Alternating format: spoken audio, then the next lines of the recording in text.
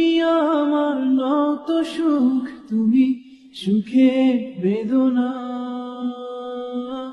সব স্বপ্নের রং হয় না তো বেদনার মতো, নয় রঙা জীবনের সব কথা নয়। আমি জীবনটাকেই বলতে চাই, হয়তো দুবাক্য নয়, সে তো ভালোবাসার কাব্য কয়।